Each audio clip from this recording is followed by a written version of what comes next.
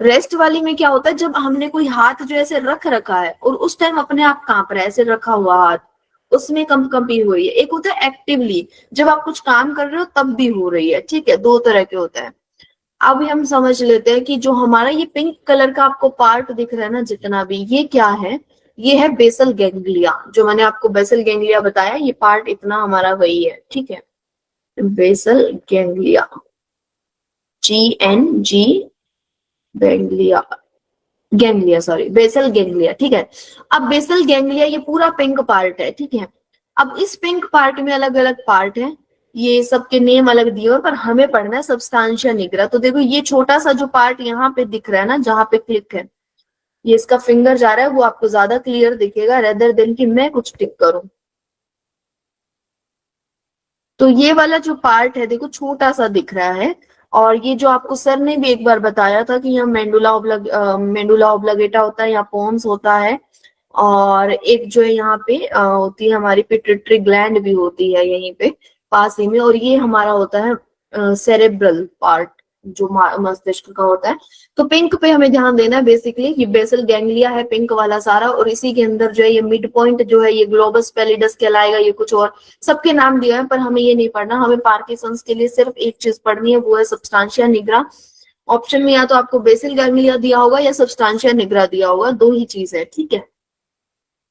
उसके बाद important symptoms क्या है वो हम पढ़ लेते हैं। पार्किंसंस में क्या होता है, ट्रेमर्स होता है, शेकिंग होती है, यानी कंपी होती है, धीमी हरकतें होती है, धीरे धीरे जो चीजें हैं, धीरे बोल पाना, धीरे जो है चल पाना, ये कोई काम कर रहे तो धीरे कर पाना, मांसपेशियों में जकड़न हो जाती है, संतुलन की समस्या होती है, बैलेंस नहीं कर पाते बॉडी को, या कोई काम अगर कर रहे हैं तो उस चीज में बैलेंस नहीं लग पाता कि किसी को पुश कितना करना है, पुल कितना करना है, वो चीज। अदर इफेक्ट की अगर हम बात करें तो बोलने में बदलाव आ जाता है, आवाज जो है वो भी थोड़ी सी कंपी हो जाती है और क्लियरली नहीं बोल पाते हैं, नींद की समस्या हो जाती है, मूड में परिवर्तन हो जाता है, मूड चेंज होता है, इरिटेटेड ज्यादा इंसान रहने लगता है। प्रोग्रेशन की अगर हम बात करें तो समय के साथ धीरे धीरे जो है ये बढ़ता रहता है, लेकिन दवाइयां, थेरेपी और जीवन शैली में बदलाव से इसे नियंत्रित किया जा सकता है, इसे कंट्रोल रखा जा सकता है, लेकिन ठीक नहीं हो सकता। कंट्रोल का मतलब है कि सीवियरिटी नहीं बढ़ेगी, माइल्ड तक आप लेके जा सकते हो कि धीरे धीरे अगर आप थेरेपी ले रहे हो, मेडिसिन ले रहे हो, तो प्रॉपर उससे क्या होगा कि आप इसको ना नियंत्रित कर सकते हो, कंट्रोल कर सकते हो, सिम्टम्स जो है उनको लाइट हल्के की तरफ लेके जा सकते हो, लेकिन ठीक नहीं कर सकते हो पूरी तरह से। अब जो है कुछ कंडीशंस है, उनसे क्वेश्चन पूछे जाते हैं जो पार्किंसंस में होती हैं। तो जो पार्किंसन रोग में एक जो मूवमेंट है, गति जो है वो स्लो हो जाना, यानी धीरे गति जब हो जाती है तो उसको क्या कहते हैं, ब्रेडिकाइनेसिया कहते हैं, कि याद रखना, ब्रेडिकाइनेसिया ये कहलाती है जब गति धीमी हो जाती है। तो किसी पार्किंसंस रोग से ग्रस्त व्यक्ति की धीमी गति क्या कहलाती है, ब्रेडिकाइनेसिया कहलाती है, ठीक है। उसके बाद जो है पोस्चरल, ये कैरेक्टरिस्टिक्स है मेनली, ठीक है, विशेषताएं हैं पार्किंसंस जिसको होता है उस व्यक्ति की। और इन कुछ एक जो विशेषताएं ऐसी है जिनका पर्टिकुलर एक नेम है या उसकी एक टर्म है, ठीक है, तो वो मैं बता रही हूँ। दूसरा है पोस्चरल इंस्टेबिलिटी, जो बॉडी का पोस्चर होता है ना वो इनस्टेबल हो जाता है, कि हिलने डुलने लग गया, कंपी हो रही है, तो शरीर जो है बैलेंस में नहीं रह पाता, ट्रबल विद बैलेंस, की बैलेंस नहीं कर पाते हैं। उसके बाद है चेंजेस इन स्पीच, स्पीच में चेंज हो जाता है, क्लियरली नहीं बोल पाते, और वॉइस जो है सॉफ्ट हो जाती है। तो अगर पूछा जाए कि पार्किंसंस रोग ग्रस्त व्यक्ति की अगर वॉइस सॉफ्ट हो जाती है, या उसे वॉइस में कोई जो है स्पीच में, वाणी में कोई प्रॉब्लम हो रही है, समस्या आ रही है, तो उसे क्या कहा जाता है, उसे हाइपोफोनिया कहा जाता है, ये याद रखना। Problem with handwriting such as small and cramped writing, handwriting में प्रॉब्लम हो जाती है और ज्यादातर छोटी हैंड राइटिंग हो जाती है, क्रैम्पिंग की, बिल्कुल ही कीड़े मकोड़े टाइप जो हो जाती है, उसको क्या कहते हैं, उसको कहते हैं माइक्रोग्राफिया, ठीक है, और ये पार्किंसन में होती है। फिर है एक mask like facial expression, mask like facial expression क्या कहलाता है, हाइपोमीमिया कहलाता है, और ये है हाइपोमीमिया का एग्जाम्पल, कि ये नॉर्मल व्यक्ति का फेस ऐसा था, हाइपोमीमिया में ऐसा हो गया, कि ऐसे लगता है कि मुंह के ऊपर कोई मास्क जो लगा रखा है, जैसे फेशियल मास्क लगा लेते हैं ना, तो शेप अपने फेस वही है, लेकिन उसकी थोड़ी सी जो एक संरचना है, एक दिखना जो है, लुक चेंज हो गया है हल्का सा। तो ये मास्क लाइक फेशियल एक्सप्रेशन हो जाते हैं कि जैसे आपने मास्क लगा रखा हो। आई होप यहाँ से किसी को प्रॉब्लम ना हो। थोड़ी सी टेक्निकल टर्म्स है, मेन मेन जो है वो मैंने बताई है। स्लो मूवमेंट जो है ब्रेडिकाइनेसिया कहलाएगा। स्पीच में कोई चेंज होता है तो वो हाइपोफोनिया कहलाता है। हैंड राइटिंग जो कि मुख्यतः छोटी हो जाती है वो माइक्रोग्राफिया। और मास्क लाइक फेशियल एक्सप्रेशन कहलाता है हाइपोमीनिया, ये याद रखना। उसके बाद अगर बात करें डायग्नोसिस की कि इसकी पहचान कैसे होगी, पता कैसे लगेगा कि पार्किंसंस है, कैसे डिक्लेयर किया जाएगा। तो पार्किंसंस का निदान मुख्य रूप से मरीज का इतिहास यानी जो केस हिस्ट्री है, मेडिकल हिस्ट्री बेसिकली, कि उसका मेडिकल कब से स्टार्ट हुआ, क्या क्या उसकी बॉडी में चेंजेस है या किस तरह की इलनेस उसको हो रही है, कितने टाइम से हो रही है, क्या सिम्टम्स उसको शो हो रहे हैं, वो सारी चीजें कि मेडिकल हिस्ट्री एक तो, फिर उसकी शारीरिक जांच और न्यूरोलॉजिकल परीक्षण के आधार पे किया जाता है। इसे पुष्टि करने के लिए कोई लैब टेस्ट नहीं है कि जैसे होता है ना कि ब्लड डिसऑर्डर्स थे तो हमने सीबीसी करा लिया, ब्लड काउंट टेस्ट करवा लिया, जेनेटिक टेस्ट करवा लिया, इस तरह को कोई लैब टेस्ट इसके लिए नहीं है। सिर्फ जो पेशेंट है, मरीज है, उसका इतिहास देखा जाता है, शारीरिक जांच की जाती है कि नॉर्मल फिजिकल चेकअप किया जाता है कि वो कम, उसके अगर हाथ भी कांप रहे हैं, ये सारे जो सिम्टम्स हमने पढ़े इस तरह के सिम्टम्स ऑब्जर्व किए जाते हैं बेसिकली अलग अलग टेस्ट या फिर उसके थ्रू कह सकते हैं ऑब्जर्वेशन के थ्रू कि आपको क्या क्या सिम्टम्स है। उसके बाद न्यूरोलॉजिकल जो इवैल्यूएशन है उसमें जो है हमारा कि जो परसेप्शन है, थिंकिंग है या बोलना चलना उठना बैठना जो है एक नॉर्मल, कि आपका ब्रेन सही से वर्क कर रहा है, कितना अफेक्टेड है या नहीं है वो चीजें अगर लग रही है कुछ, तो इस तरह से किया जाता है। पर्टिकुलर कोई लैब टेस्ट नहीं है। लक्षणों की जांच पार्किंसंस की दवा पर प्रतिक्रिया, एमआरआई और जो अन्य बीमारियों को बाहर करने के लिए जो एमआरआई की जाती है, कि एमआरआई तो इसलिए की जाती है कि एमआरआई में पता लग जाएगा कोई और रोग तो नहीं है। तो एमआरआई जो की जाती है वो पार्किंसंस की आइडेंटिफिकेशन के लिए नहीं है, एमआरआई की जाती है ताकि हम ये क्लियर कर सके कि कोई अदर जो है बीमारी या कोई अदर डिसऑर्डर तो नहीं है, तो अन्य बीमारियों को बाहर करने के लिए ये किया जाता है। बेसिकली जो है ऑब्जर्वेशन की जाती है सिम्टम्स की, कि जो सिम्टम्स है वो क्या है और रिस्पॉन्स टू पार्किंसन मेडिसिन, अगर हम कोई मेडिसिन दे रहे हैं तो उसको क्या रिस्पॉन्स जो है वो दे रहा है। ठीक है, ट्रीटमेंट की अगर हम बात करें, उपचार की बात करें, पार्किंसन पूरी तरह ठीक नहीं होता, लेकिन इसके जो सुधार जो लक्षण है उनमें सुधार किया जा सकता है। मेन ट्रीटमेंट जो है इसके मेडिकेशन है, मेडिकेशन में जो मेन सबसे पहली दवा जो दी जाती है वो दी जाती है लेवोडोपा। याद रखना, पार्किंसंस रोग में जो सिंपल पहली जो दवा दी जाती है वो लेवोडोपा दी जाती है, जो कि डोपामिन बढ़ाती है। जो डोपामाइन है हमारी बॉडी में वो लेवोडोपा जो डोपा है वो बढ़ाती है। तो सबसे पहले यही मेडिसिन देते हैं, फिर इसका जो है रिजल्ट भी देखा जाता है कि क्या आ रहा है।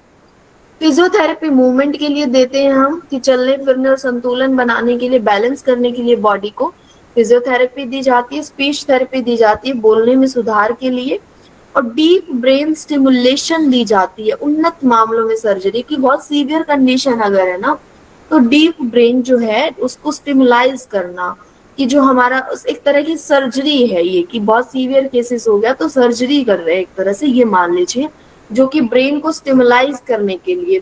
फॉर एग्जाम्पल हमारा ये हाथ है और ये हाथ जो सुन्न हो रखा है, ठीक है, ये काम नहीं कर रहा है, तो हम जो इसको क्या करते हैं, इसके ऊपर कुछ ठंडा गर्म लगाएंगे या नीडलिंग करते हैं, कई बार कि ऐसे कुछ चुभाते हैं, जैसे हमारा हाथ सुन्न हो जाता है हम क्या करते हैं, चिमटी गाड़ते हैं या इसको प्रेस करते हैं इस तरह से, या कुछ चीज ठंडी या गर्म लगाते हैं, इसको पुश करते हैं, ठीक है, इस पे वेट डालते हैं। तो इसी तरह जब हमारा ब्रेन अच्छे से वर्क नहीं कर रहा, ब्रेन में कुछ प्रॉब्लम्स आ रही है, तो डीप ब्रेन स्टिमुलाइजेशन, कि ब्रेन को स्टिमुलस देना। अब ये जो यहाँ पे ठंडा गर्म लगा रहे हैं, पुश कर रहे हैं, वो क्या है, उद्दीपक का कार्य कर रहा है, स्टिमुलस का कार्य कर रहा है। तो वो इस तरह का स्टिमुलेशन उसको दिया जाता है और इसी को एक सर्जरी की तरह माना जाता है। ठीक है, इसके बाद हम बात कर लेते हैं थोड़ा सा जो ट्रेमर कंपी हमने बात की थी ना, ट्रेमर होते हैं, तो उसकी ना कुछ कैरेक्टरिस्टिक्स है कि किस तरह की कंपी हो सकती है, और उन कंपी के ना कुछ क्वेश्चंस भी पूछे जाते हैं कि कौन सा होता है। तो एक तो होता है रेस्टिंग ट्रेमर। रेस्टिंग ट्रेमर में रेस्ट से पता लग रहा है कि रेस्ट जब कर रही हो बॉडी, कि हाथ बिल्कुल कुछ काम नहीं कर रहा, आपका पैर कुछ काम नहीं कर रहा, आपकी बॉडी कुछ काम नहीं कर रहा, आप सिर्फ लेटे हुए हो, नॉर्मल बैठे हुए हो, उस टाइम भी जो है आपकी आपके जो अंग है वो इस्तेमाल नहीं हो रहा है बिल्कुल, और उस टाइम भी पर है कंपी हो रही है। तो ये जो रेस्टिंग ट्रेमर जो होता है ना कि आपकी बॉडी बिल्कुल रेस्ट मोड पे फिर भी आपकी कंपी हो रही है, तो ये पार्किंसंस की मुख्य पहचान है। ये तब होता है जब अंग का इस्तेमाल नहीं हो रहा होता, ठीक है। फिर है पिल रोलिंग। पिल रोलिंग क्या होता है, इस तरह से रोल करना, ठीक है, इस तरीके से यहाँ से कुछ रोल करना कि हम कुछ मेडिसिन या कोई गोली जो है वो इस तरह से रब करते हुए गोल गोल कर रहे हैं, ठीक है। पिल का मतलब होता है दवाई, एक तरह की गोली को बोलते हैं पिल वैसे, और रोलिंग यानी इसको रोल करना। रेस्टिंग ट्रेमर का ही एक ये प्रकार है जिसमें अंगूठा और तर्जनी एक दूसरे पर रगड़ते हैं जैसे कोई गोली को रोल करना, ये इसकी पहचान है, एग्जाम्पल है। फिर है लो फ्रिक्वेंसी यानी कम वाला। कम भी होती है लेकिन आमतौर पे 4 से 6 हर्ट्ज की होती है, कम आवृत्ति में होती है। फिर है असिमेट्रिक ऑनसेट, जिसमें कि आमतौर पर शरीर की एक तरफ शुरू होती है वो, लेकिन धीरे धीरे दोनों तरफ प्रभावित होती है। असिमेट्री ऑनसेट क्या होता है, सिमेट्रिकल वाला तो सिमेट्री होगा कि वो एक साइड से कहीं से भी शुरू हो जाएगा, उसकी कोई सिमेट्री नहीं है, और वो धीरे धीरे करता करता दूसरी साइड भी चला जाएगा, पूरी बॉडी में हो जाएगा, ठीक है। उसके बाद है एग्जिबेटेड स्ट्रेस। एक ये स्ट्रेस वाली है, नॉर्मल ये मान के चलो स्ट्रेस के कारण होती है, तनाव के समय होती है, कभी अधिक स्पष्ट हो जाती है, अदरवाइज नहीं होती। जब आप बहुत स्ट्रेसफुल फील कर रहे हो उसी टाइम जो है बहुत ज्यादा एक्टिव हो जाती है, अदरवाइज नहीं हो रही है। फिर है इम्प्रूव विद मूवमेंट, मूवमेंट के साथ इम्प्रूव हो जाती है। उद्देश्यपूर्ण गतिविधि के दौरान कंपी कम हो जाती है, रुक जाती है। जब आप कोई काम कर रहे हो और जो है कोई उद्देश्यपूर्ण गतिविधि है कि आपका कोई पर्पसफुल इवेंट, कोई मोमेंट है कि आप ये काम कर रहे हो, किस लिए कर रहे हो, उस टाइम जो कम हो जाती है, रुक जाती है, अदरवाइज कर रही है। फिर है अफेक्ट वेरियस पार्ट, ये नॉर्मल है कि अफेक्ट करती है, अधिकतर हाथों में होती है लेकिन जबड़ा, पैर और ठोड़ी को भी प्रभावित कर सकती है, और इस तरह से कांपते ही रहते हैं। अगर जामुन मूवी जो मैंने बताई उसमें आप देखोगे तो उसमें वो बुजुर्ग आदमी जब बोलता है तो भी उसका फेस, उसका जो मुंह है, ऐसे हाथ पैर कांपते ही रहते हैं पूरे बॉडी, ठीक है। ये चीजें हैं मेन जो है यहाँ से। पहला रेस्टिंग ये इंपॉर्टेंट है, पिल रोलिंग इंपॉर्टेंट है, दो इंपॉर्टेंट है। ये रेस्टिंग ट्रेमर क्या होता है, जब अंग जो है आपके बॉडी पार्ट जो रेस्ट मोड पे है, आराम कर रहे हैं, बॉडी का या अंग का किसी भी का यूज नहीं हो रहा, उस टाइम कंपी हो रही है। पिल रोलिंग वाला जिसमें तर्जनी और जो अंगूठा है वो ऐसे गोली रब करने की तरह जो रगड़ते हैं, ठीक है। ये दो मेन है, बाकी जो है नॉर्मल मैंने फिर भी बता दिए हैं, पर यहाँ से इतने ज्यादा क्वेश्चन आएंगे नहीं।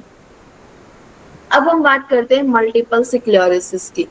मल्टीपल स्क्लेरोसिस क्या है, ये एक ऑटो इम्यून बीमारी है। इम्यून सिस्टम सबको पता है, जो प्रतिरक्षा प्रणाली होती है, जो हमारा यानी कि बॉडी में बाहर से आने वाले संक्रमण को, बीमारियों को रोकते हैं या उनको खत्म करते हैं, वो हमारी जो होती है प्रतिरक्षा प्रणाली होती है, इम्यून सिस्टम होता है। और मल्टीपल स्क्लेरोसिस में क्या होता है, ये इस तरह की क्रॉनिक यानी एक लॉन्ग टाइम चलने वाली, लंबे समय तक चलने वाली बीमारी है, और ये ऑटो इम्यून बीमारी है। ये याद रखना, ऑटो इम्यून यानी हमारा इम्यून सिस्टम जो हमें रोगों से बचाता है वही हम पे हमला कर देता है। इसमें कि घर का भेदी लंका ढाई वाली बात है यहाँ पे, कि जो इम्यून सिस्टम बाहर से आने वाले खतरों से, बीमारियों से हमें बचाता है, वही और इम्यून सिस्टम हम पर हमला कर देता है। और हमला भी कहाँ करता है, कि कहते हैं कि घर की भेदी को पता होती है कि नस में दर्द किस बात पे होता है, ठीक है। तो वो है कि इसे पता है कि सबसे मेन पार्ट क्या है, हमारा मस्तिष्क और रीढ़ की हड्डी है, और इसी मस्तिष्क और रीढ़ की हड्डी को की जो नसें होती है इनकी, उसको ढकने वाली एक जो परत होती है बहुत ही पतली सी, जिसको माइलिन कहा जाता है, तो उस माइलिन को ही वो क्या कर देती है, उसी माइलिन पे हमला कर देती है, ठीक है। कि ये हमारा ब्रेन है और उसको एक माइलिन नाम की परत ने ढक रखा है, सेम ऐसे रीढ़ की हड्डी है, उसको भी माइलिन नाम की एक परत ढकती है।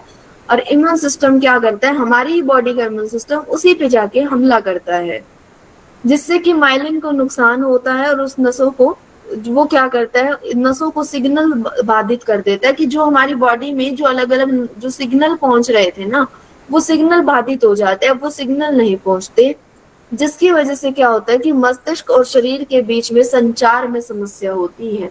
अब हमारा जो मस्तिष्क है वही तो बॉडी को बोल रहा है सब कुछ, वही तो कोऑर्डिनेट कर रहा है, जो आप बोल रहे हो उसके हिसाब से अगर मुझे हाथ उठाना है, बोलना है, कब क्या चीज करनी है, सब चीजें ब्रेन से चल रही है।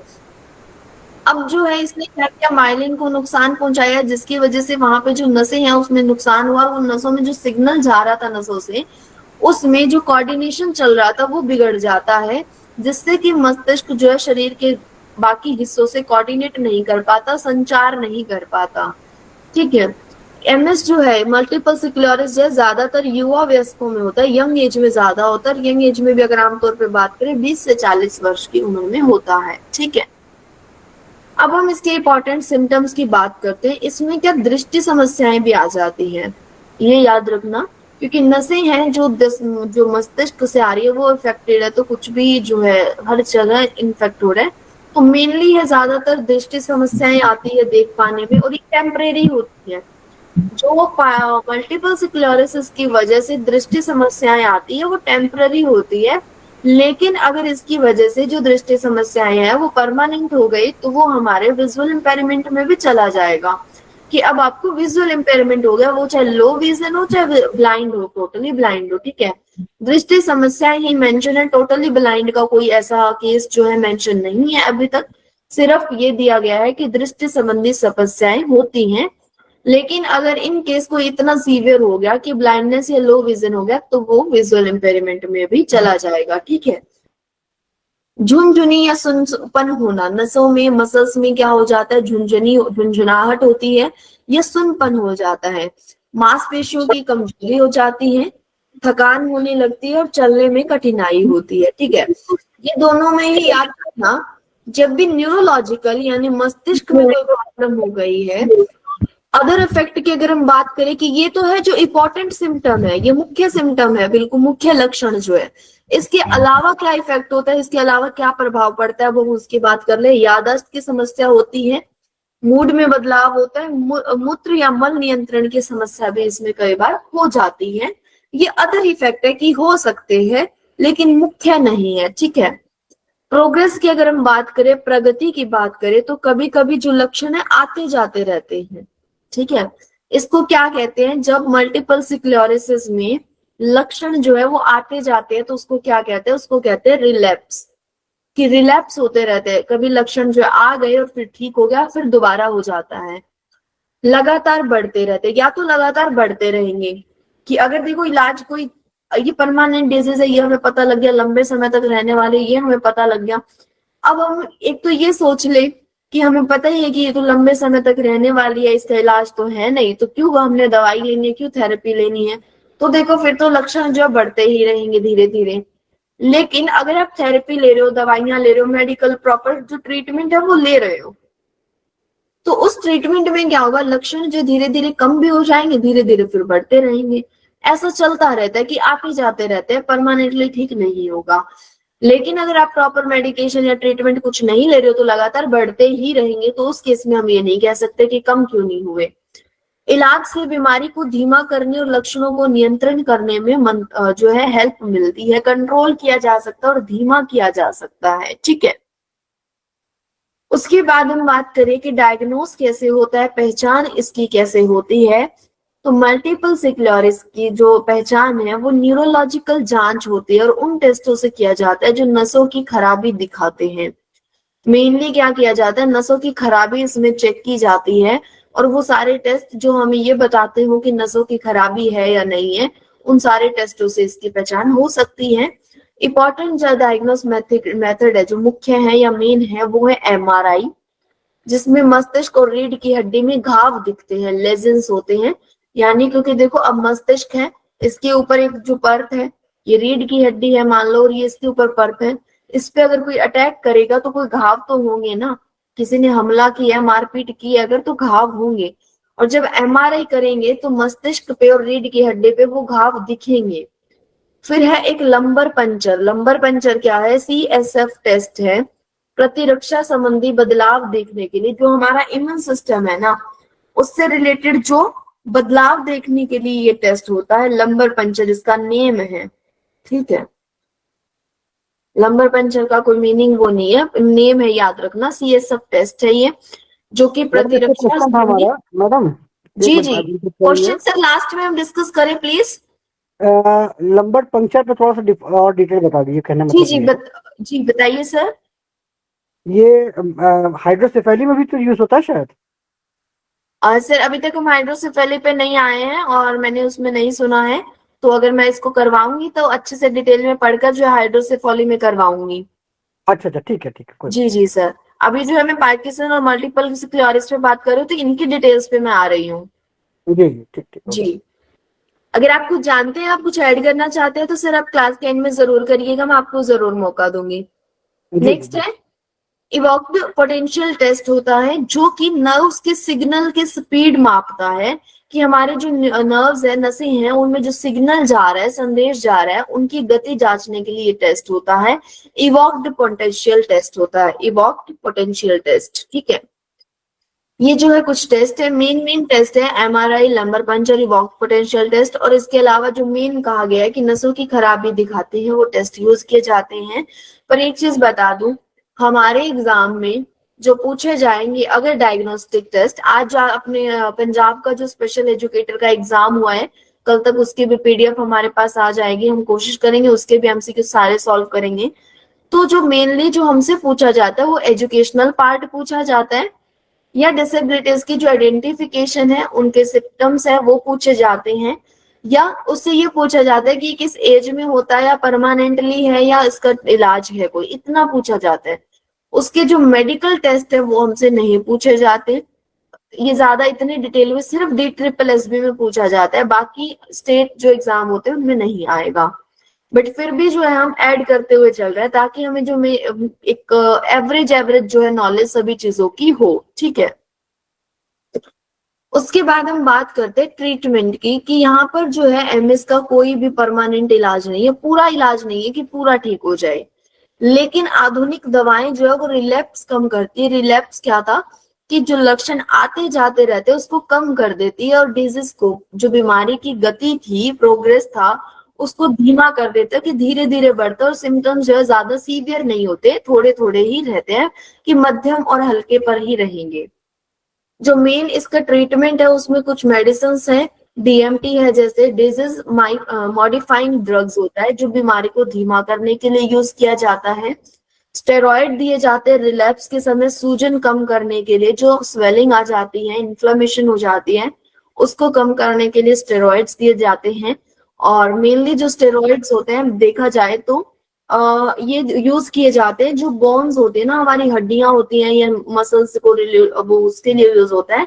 या कई बार स्टेरॉइड या सीवियर लेवल का जो निमोनिया या कोल्ड हो जाता है उसको, उसमें भी दिए जाते हैं स्टेरॉइड्स। फिजियोथेरेपी ताकत और चलने में सुधार के लिए दी जाती है। और प्लाज्मा एक्सचेंज, प्लाज्मा एक्सचेंज गंभीर दौरों में किया जाता है, कि अगर फ्लेयरअप जो बहुत ज्यादा सीवियर कंडीशन हो गई है तो प्लाज्मा चेंज किया जाता है। ब्लड के अंदर ही होती है प्लेटलेट्स, प्लाज्मा, आरबीसी, डब्ल्यूबीसी, ये सब जो है किसमें होता है, हमारा ब्लड के अंदर होता है। तो ब्लड से प्लाज्मा जो है वो एक्सचेंज लेते हैं और एक्सचेंज कर देते हैं। ठीक है। तो इसको जो PLEX लिखा हुआ है, PL का मतलब है प्लाज्मा और EX का मतलब है एक्सचेंज। ठीक है, याद रखना। ट्रीटमेंट क्या क्या है, एक तो डिजीज मॉडिफाइंग की, जो डिजीज को मॉडिफाई कर दे, चेंज कर दे, या उसको जो है एक उसको जो है जो सिम्टम्स ज्यादा है उनको कम कर देगा, ऐसे जो मेडिसिन दी जाती है, स्टेरॉइड दिए जाते हैं, फिजियोथेरेपी होती है, प्लाज्मा एक्सचेंज थेरेपी दी जाती है। ठीक है। अब हम बात करते हैं कि ये मुख्यतः कौन से पार्ट को अफेक्ट करता है, ब्रेन का, ये इंपॉर्टेंट है। ये दोनों में ही इंपॉर्टेंट है, क्या होता है, क्या डिजीज है, किस एज में होते हैं, सिम्टम्स क्या है, और ब्रेन के किस पार्ट को अफेक्ट करता है, ये मेन है सबसे ज्यादा। मल्टीपल स्क्लेरोसिस जो है ब्रेन एंड स्पाइनल कोड को अफेक्ट करता है। ठीक है। तंत्रिका तंत्र, सेंट्रल नर्वस सिस्टम, CNS का मतलब है सेंट्रल नर्वस सिस्टम, उसको अफेक्ट करता है। जो व्हाइट मैटर होता है ब्रेन और स्पाइनल कोड में, उसको अफेक्ट करता है। केंद्रीय और केंद्रीय जो होता है ना, केंद्र यानी सेंट्रल, केंद्रीय तंत्रिका तंत्र, मस्तिष्क और रीढ़ की हड्डी का जो सफेद पदार्थ है उसको अफेक्ट करता है। प्रभाव क्या होता है, डीमाइलिनेशन करवाता है। डीमाइलिनेशन क्या हो गया कि माइलेशन, माइल जो था ना, माइलिन था, उसको हटा रहा है ये। स्लो नर्वस सिस्टम, जो नर्वस सिस्टम था, यानी जो सॉरी सिग्नल था नर्व्स का, उसको धीमे कर देता है या बाधित करता है, रोकता है पहुंचने से। प्रॉब्लम जो होती है मोटर संवेदी और दृष्टि और संज्ञानात्मक समस्याएं इसमें आती हैं, ये इसकी मेन प्रॉब्लम्स होती हैं। ठीक है, उसके बाद जो है हम बात करते हैं न्यूरोमाइलिटिस ऑप्टिका, एक टर्म आती है। पहले जो है ये भी दुर्लभ और दीर्घकालिक बीमारी है। ठीक है, और ये तब होती है जब प्रतिरक्षा प्रणाली, इम्यून सिस्टम जो है आपके केंद्रीय तंत्रिका तंत्र पे, जो हमारा मस्तिष्क है एक तरह से, उसी के अलग अलग भागों पर हमला करती है। पहले जो ये माना जाता था कि ये भी जो है मल्टीपल स्क्लेरोसिस ही है, एक तरह से उसी का एक प्रकार है, लेकिन अब इस स्थिति को अलग मानते लगे हैं। अब जो रिसर्च हुई है उसके बेस पे ये पता लग गया है कि ये एक सेपरेट, एक अलग कंडीशन है, तो ये उसका पार्ट नहीं है। होता इसमें क्या है, जो मल्टीपल स्क्लेरोसिस है उसमें तो ब्रेन और रीढ़ की हड्डी के ऊपर जो एक पतली परत है माइलिन की, उस पे इफेक्ट करता है, उसको उसके ऊपर हमला या अटैक करता है हमारा इम्यून सिस्टम। लेकिन जो न्यूरोमाइलाइटिस ऑप्टिका है, इसमें क्या होता है, केंद्रीय तंत्रिका तंत्र के विशिष्ट भागों पर हमला करता है, कि जो विशेष भाग है कुछ उन पे हमला करता है। तो ये डिफरेंस है, बस ये समझ लेना। ये फिर भी मैंने एक रिलेटेड टर्म थी जो पढ़ी थी तो मैंने आपको बता दी है। चलिए, अब किसी का डाउट है तो मुझे एक बार बताइए, अदरवाइज हम कुछ क्वेश्चंस कर लेते हैं। सबसे फर्स्ट क्वेश्चन है हमारा, पहला क्वेश्चन है, पार्किंसंस रोग मुख्य रूप से मस्तिष्क के किस भाग को प्रभावित करता है? तो इसमें मैंने ब्रेन के टाइप्स बताए थे, तो ऑप्शन हमारा जो है सेरेबेलम नहीं था। बेसल गैंग्लिया हमने पढ़ा था कि बेसल गैंग्लिया होता है एक ऐसे तरह का जो बना है माइंड में, हमारे मस्तिष्क के अंदर, इसको बेसल गैंग्लिया कहते हैं। और इसके अंदर भी अगर स्पेसिफिक पूछ लिया जाए तो सब्सटेंशिया निग्रा जो है उसको कहा जाता है। तो ऑप्शन बी जो है हमारा करेक्ट आंसर हो जाएगा, सी और डी पे हमें जाने की जरूरत नहीं पड़ेगी। उसके बाद जो है हमारा क्वेश्चन नंबर 2, पार्किंसंस का मुख्य प्रमुख मोटर लक्षण क्या है? यानी जो एक गति से रिलेटेड है वो क्या है? ट्रेमर होते हैं, कंपन होता है, दौरे होते हैं, भाषण हानि होता है, या दृष्टि दोष होता है? तो पार्किंसंस में क्या होता है, पार्किंसन के रोग में जो मुख्यतः कंपन होता है, कंपन में भी हमने पढ़े थे रेस्टलेस, जो रेस्टफुल वाला होता है कि रेस्ट, जब बॉडी का कोई काम नहीं कर रहा उस टाइम भी कंपन होना, और एक एक्टिव मोड वाला हमने पढ़ा था, और एक जो पिल रोलिंग वाला पढ़ा था। ठीक है, पार्किंसंस रोग में न्यूरोट्रांसमीटर, कौन सा न्यूरोट्रांसमीटर कम होता है? सेरोटोनिन, डोपामाइन, एसिटाइलोकाइन या गाबा? तो इसमें जो है एसिटाइलोकोलिन है जो है, और एक गाबा है, ये तो हमने कल पढ़े थे ब्लड डिसऑर्डर्स में। और सेरोटोनिन जो है ये दुख वाला है, दर्द वाला है। डोपामाइन है खुशी वाला, और ये न्यूरोट्रांसमीटर जो है कम होता है पार्किंसंस में। ठीक है, तो ऑप्शन बी जो है हमारा सही हो जाएगा। उसके बाद चलते हैं क्वेश्चन नंबर 4 पे, पार्किंसंस रोग को किस श्रेणी में रखा गया है? श्रेणी यानी कैटेगरी पूछी गई है, क्या ये लोकोमोटर में आता है, फिजिकल में आता है, किस में आता है? तो ये जो है न्यूरो डिजेनरेटिव रोग है एक। ठीक है, ये याद रखना। ऑटो इम्यून तो मल्टीपल स्क्लेरोसिस है, इन्फेक्शन से ये होता नहीं है, मेटाबॉलिक नहीं है, ये न्यूरो डिजेनरेटिव है, यानी न्यूरॉन्स जो है वो डिजेनरेट होने, कम होने शुरू हो गए, न्यूरॉन्स पे अटैक हो रहा है ना इसमें, तो वो चीज है। अब इसके बाद क्वेश्चन नंबर 5 है कि कौन सा पार्किंसंस का लक्षण नहीं है? देखो पेपर में ऐसे क्वेश्चन आएंगे आपके, जो हमारा स्पेशल एजुकेटर का एग्जाम होगा ना उसमें इस तरह के क्वेश्चन आएंगे, जो थ्योरी तरह से एप्लीकेशन, सिम्टम या थ्योरी बेस्ड है। ऐसे डायरेक्ट कुछ वो ऐसा नहीं पूछेगा कौन सा टेस्ट है क्या है, वो हमारे से नहीं पूछेगा, क्योंकि ये मेडिकल टर्म्स है सारी। वो कौन सा लक्षण नहीं है? मंद गति, आराम की अवस्था में कंपन, अधिक सक्रियता, संतुलन में अस्थिरता। तो जिसमें देखो कोई रोग अगर हो रहा है तो सब चीजें नेगेटिव रहेगी, तो जो पॉजिटिव है वो इसमें से क्या रहेगा? पॉजिटिव भी नहीं है एक तरह से। जो हाइपर एक्टिविटी है, देखो हाइपर एक्टिविटी तो एडीएचडी में होती है। मंद गति स्लो वाला तो ब्रेडिकाइनेसिया कहलाता है। रेस्टिंग ट्रेमर हमने पढ़ा था कि कंपन होता है, आराम की अवस्था में कंपन। पोस्चरल इनएबिलिटी यानी संतुलन में अस्थिरता होती है। तो हमारा ऑप्शन सी जो है वो करेक्ट हो जाएगा। ठीक है, नेक्स्ट है क्वेश्चन नंबर 6, पार्किंसंस रोग में लेवोडोपा का प्रयोग क्यों किया जाता है? तो ये लेवोडोपा जो होता है हमारी बॉडी में जाके ना डोपामाइन में चेंज हो जाता है, डोपामाइन बन जाता है, और वो फिर जो उससे क्या होता है डोपामाइन का लेवल बढ़ने लगता है और नॉर्मल स्थिति जो है आने लगती है। तो यहाँ पे जो ऑप्शन में बताएगा कि जो ये डोपामाइन में चेंज हो रहा है वो कर देंगे। सेरोटोनिन तो बढ़ाना ही नहीं है, पार्किंसंस में क्यों बढ़ाना है, ऑलरेडी है ही। और डोपामाइन में परिवर्तित होता है, तो ये वाला आंसर हमारा सही हो जाएगा। लेवोडोपा का उपयोग क्यों किया जाता है, क्योंकि ये बॉडी में जाकर डोपामाइन में परिवर्तित हो जाता है, कन्वर्ट हो जाता है, जिससे कि जो डोपामाइन कम हो रहा था वो फुलफिल हो जाता है, जो उसकी रिक्वायरमेंट थी वो कंप्लीट हो जाती है। ठीक है, ये बाकी ऑप्शंस पे फिर जाने की जरूरत ही नहीं है। उसके बाद है क्वेश्चन नंबर 7, चलने में अचानक रुकना किस रोग का लक्षण है। तो ये जो है इन वो था ना कि कंपन हो रहा है, एक तो हिंदी में लिख देती हूँ मैं, कंपन हो रहा था एक तो पार्किंसंस में, और दूसरा क्या हो रहा था, इंस्टेबिलिटी थी, संतुलन नहीं था। चलने फिरने में संतुलन अगर नहीं है तो क्या होगा बताओ, पार्किंसंस होगा। मल्टीपल स्क्लेरोसिस में तो नहीं था इसका मतलब ऐसा कुछ भी, तो हमारा जो ऑप्शन बी है वो करेक्ट हो जाएगा। उसके बाद जो है पार्किंसंस रोग आमतौर पर किस आयु में होता है, तो हमने ये पढ़ा था कि एक रोग तो था पार्किंसंस और एक था हमारा मल्टीपल स्क्लेरोसिस, दो थे। ठीक है, इसमें जो आएगा हमारा मध्य और जो वृद्धावस्था है पार्किंसन से जो हमारी आ रही थी, नॉर्मली हम बात करें तो 50 से 60 साल की एज वाला, और मल्टीपल स्क्लेरोसिस से 20 से 40 यानी यंग अवस्था जो थी वो आ रही थी। ठीक है, ये हमने पढ़ा था। उसके बाद जो है देखो अभी आपको एज नहीं दी है, सिर्फ ये पूछा, अगर पूछे युवा वयस्क में तो होती है मल्टीपल स्क्लेरोसिस और मध्य और वृद्धावस्था, क्योंकि मध्य ये मान लिया कि 60 के बाद होता है बेसिकली, तो पर कई बार जो है 50 से 60 की उम्र में भी हो जाता है, तो इसलिए जो मध्य और वृद्धावस्था है उस एज में पार्किंसंस रोग होता है। पार्किंसंस में किस प्रकार का कंपन देखा जाता है, स्थायी कंपन, इरादतन कंपन, इरादतन मतलब कि इंटेंशनली, आराम की अवस्था में कंपन या आवश्यक कंपन। तो हमने ये पढ़ा था कि आराम की अवस्था में कंपन होता है, जो इसकी अवस्था में, ये इसकी मुख्य पहचान भी थी, मैंने ये भी पढ़ाया था कि पार्किंसंस की मुख्य पहचान क्या है, आराम की अवस्था में कंपन होना इसकी मुख्य पहचान है। और एक इसका एग्जाम्पल था जो मेन इंपॉर्टेंट बताया था, रोलिंग वाला, कि ऐसे जो है ये करती रहती है, ये इस तरह से कंपन होते हुए इस तरह रोलिंग करती रहती है।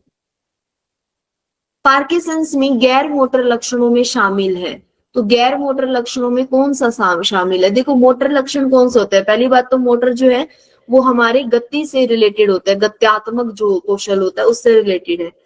तो मंद गति, कठोरता, कंपन, कठोरता मसल्स में आती है तो ऑब्वियसली मोटर से रिलेटेड है, कंपन भी हो रही है, मंद गति हो रही है, सब है, लेकिन अवसाद नहीं है। अवसाद, डिप्रेशन जो है वो मोटर लक्षणों में शामिल नहीं है। ठीक है, उसके बाद जो है मल्टीपल स्क्लेरोसिस मुख्य रूप से किसे प्रभावित करता है, तो मल्टीपल स्क्लेरोसिस में हमारा जो मस्तिष्क होता है और जो हमारी रीढ़ की हड्डी है उसके ऊपर एक माइलिन की परत है, जिसके ऊपर हमारा ही इम्यून सिस्टम, घर का भेदी ही हमला कर देता है। तो वो जो है किसे प्रभावित करेगा, देखो पेरिफेरल नर्व्स तो नहीं आएगा, केंद्रीय तंत्रिका तंत्र यानी हमारा मस्तिष्क ही हो गया, और मांसपेशियां और जोड़ नहीं आएगा। ठीक है, ऑप्शन बी। देखो मांसपेशियों में प्रॉब्लम जरूर आ रही है, नसों में प्रॉब्लम आ रही है, नसें वैसे मांसपेशियां अलग हो गई, लेकिन चलने फिरने में प्रॉब्लम आ रही है, गति में प्रॉब्लम आ रही है, लेकिन जो अटैक होता है ना वो किस पे होता है, मुख्य रूप से प्रभाव किसको कर रहा है, वो केंद्रीय तंत्रिका तंत्र को कर रहा है। ठीक है, ये याद रखना। मल्टीपल स्क्लेरोसिस को किस प्रकार का रोग माना जाता है, तो इसमें ऑटो इम्यून सिस्टम है, ये अपने आप ही इम्यून सिस्टम ही है जो बॉडी का, वही अटैक कर देता है, तो इसको ऑटो इम्यून कहा जाता है। ठीक है, उसके बाद है मल्टीपल स्क्लेरोसिस का सबसे सामान्य लक्षण क्या है, तो सबसे सामान्य लक्षण हमने देखा था मल्टीपल स्क्लेरोसिस में दृष्टि संबंधी समस्याएं थी, ऑप्शन ए ही हमारा करेक्ट हो जाएगा, जिसमें क्या होता है कि आंखों को, जो आंखें टेढ़ी मेढ़ी हो जाना या थोड़ा सा विजन जो है लो हो जाना जैसी प्रॉब्लम आती है।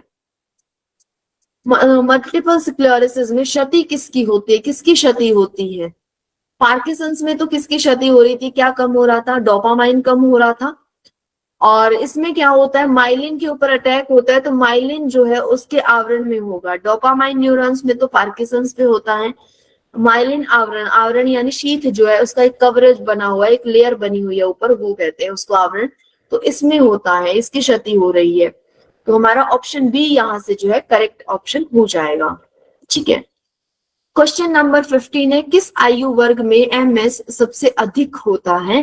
तो ये हमने पढ़ा था कि युवा वयस्क जो है 40 साल की जो उम्र है उसको ज्यादा होता है, 20 से 40 वाला, सॉरी 20 से 40 वर्ष की उम्र में ये ज्यादातर होता है। एमएस अधिकतर किस में पाया जाता है? किस में पाया जाता है ये क्वेश्चन हमने नहीं किया था, ये हम यहीं से कर लेते हैं। पुरुष महिलाएं दोनों में समान या बच्चे, तो ज्यादातर जो है वो महिलाओं में पाया जाता है मल्टीपल स्क्लेरोसिस जो है। अब इसका रीजन क्या है वो नहीं है, सिर्फ एक ओवरऑल जो है ये जनगणनाएं जो होती है ना, एक तरह से केस हिस्ट्री स्टडीज की जाती है लॉन्ग टर्म, कि ओवरऑल जितने केसेस आ रहे हैं कुछ सालों से उनको स्टडी किया और देखा गया कि ज्यादा किस में पाया गया, तो उस बेसिस पे ऐसी चीजें कही जाती हैं। अब रीजन उसके क्या है वो बहुत ही जो है डीप चीज है, लेकिन फीमेल्स में ज्यादा पाया जाता है ऐसा कहा जाता है। ठीक है, ऑप्टिक न्यूराइटिस किस रोग का लक्षण है? ऑप्टिक क्या होता है? देखो पहली चीज तो ऑप्टिक को समझो। ऑप्टिक नर्व्स होती है जो हमारी आंख के पीछे बनी होती है, जो इसकी आंखों की, कई बार कहते हैं ना आईज में जो नजर है वो कमजोर नहीं है लेकिन आंखों की नसें हैं वो कमजोर है, जिसकी वजह से स्पेक्स लगता है, और मेरा स्पेक्स उसी वजह से लगा हुआ है। मुझे देखने में प्रॉब्लम नहीं है, दूर का भी साफ दिखता है, पास का भी साफ दिखता है, सब कुछ क्लियर है, लेकिन मेरी नसें कमजोर है। ज्यादा देर तक अगर मैं फोन पर, स्क्रीन पर या लैपटॉप पे काम करती हूँ या बुक्स वगैरह रीडिंग का कुछ काम करती हूँ, तो आईज जो है मेरी थकने लग जाती है, टायर्ड होती है, इसकी वजह से मुझे स्पेक्स हैं। तो जब भी मुझे रीडिंग करना है, स्टडी करना है या लैपटॉप पे काम करना है तो मुझे स्पेक्स लगाने हैं, ये मुझे ही है। तो ऐसा नहीं है, डिसेबिलिटी नहीं है, ये सिर्फ एक मेडिकल कंडीशन है। ऑप्टिक न्यूराइटिस क्या होता है? इसमें ये ऑप्टिक्स जो होते हैं, नर्व्स होती है, देखो मेरी हल्की सी कमजोर है इसलिए थकान होने लग जाती है अगर मैं स्क्रीन पे काम करूं, तो ये सीवियर कंडीशन नहीं है मेरी कोई, अगर नहीं भी लगाऊंगी 1-2 दिन तो चल जाता है, कोई ऐसा वो सीवियर काम नहीं है। बहुत 7-8 घंटों तक अगर मैं बिना स्पेक्स के काम करूं तब जाके जो है मुझे पेन फील होता है या हैवीनेस लगती है, लगता है कि आंखों में हैवी, आंखें जो मेरी भारी हो गई ऐसा लगता है। ठीक है, लेकिन ऑप्टिक न्यूराइटिस एक ऐसा रोग होता है जो कि मल्टीपल स्क्लेरोसिस में ही होता है। जो हमने पढ़ा था ना कि दृष्टि संबंधी जो प्रॉब्लम्स आती हैं, दृष्टि संबंधी जो समस्याएं आती है वो मल्टीपल स्क्लेरोसिस में आती है, और इसी के कारण जो है एक ऑप्टिक न्यूराइटिस हो जाता है जिसमें ये नसें जो बहुत ज्यादा कमजोर होने लग जाती हैं। ठीक है, तो ऑप्शन जो है बी इसका करेक्ट आंसर हो जाएगा। इसके बाद क्वेश्चन नंबर 18 है कि मल्टीपल स्क्लेरोसिस की प्रगति आमतौर पर कैसी होती है? तो ये दीर्घकालिक होती है, एक तो हमने ये पढ़ा था, और एक हमने पढ़ा था कि इसके जो लक्षण है आते जाते रहते हैं, ये है जो मेहमान है हमारे कि कभी आ जाएंगे और कभी चले जाएंगे। तो क्या ये तेजी से घातक होता है? नहीं जी। क्रॉनिक होता है, दीर्घकालिक होता है, फिर होने वाला, यानी रिलैप्सिंग यानी फिर हो जाना। एक बार कम हो जाएगी चीजें पर फिर से बढ़ जाएंगी, फिर कम हो जाएंगी, फिर बढ़ जाएंगी, तो ये जो है इसमें चलता रहता है। तो ऑप्शन बी जो है इसका करेक्ट आंसर हो जाएगा। उसके बाद है कि एमएस का सामान्य मोटर लक्षण क्या है? तो सामान्य मोटर जो लक्षण है एमएस का, देखो ट्रेमर जो हो रहा था, कंपन तो पार्किंसंस में हो रहा था, जो मंद गति हो रही थी वो भी उसी में हो रही थी। तो इसमें क्या होगा? इसमें हमारा हो जाएगा मांसपेशियों की कमजोरी, क्योंकि जो है सिग्नल जाना कम हो गया है, क्योंकि इस पे जो है अटैक हो गया, सॉरी जो हमारी माइलिन की शीट थी वो उस पे अटैक हो गया, और मस्तिष्क पे और रीढ़ की हड्डी पे अगर अटैक हो गया है तो संकेत कैसे जाएंगे? संकेत नहीं जाएंगे तो मसल्स वीकनेस आ जाएगी। उसके बाद है एमएस का निदान करने के लिए, मल्टीपल स्क्लेरोसिस का निदान करने के लिए सामान्यतः कौन सा परीक्षण किया जाता है? तो हमने देखा था कि अन्य बीमारियों को बाहर करने के लिए जो है एमआरआई किया जाता है, इनमें से तो एक्सरे नहीं होता, ईसीजी नहीं होता, अल्ट्रासाउंड भी नहीं होता, तो इसमें से क्या होता है? एमआरआई किया जाता है। तो हमारा जो ऑप्शन ए है वो करेक्ट हो जाएगा। उसके बाद है जो 21वां क्वेश्चन, आगे के जो क्वेश्चंस है उसमें हमने एमसीक्यू टाइप जो है, हम आंसर मेरे हाइड नहीं हो पाए हैं अभी, जो आज टाइम नहीं लग पाया था, तो आज की क्लास को हम यहीं स्टॉप करते हैं। आपको 30 क्वेश्चंस उसमें मिलेंगे, सभी क्वेश्चंस के आंसर जो है रीचेक हो रखे हैं, इसको कर लेते हैं। चलो, पार्किंसंस और एमएस दोनों किस तरह के रोग हैं? संक्रामक रोग है, न्यूरोलॉजिकल है, हृदय है, चयापचयी रोग है। तो ये जो है न्यूरोलॉजिकल डिसऑर्डर है, ठीक है, ये याद रखिएगा।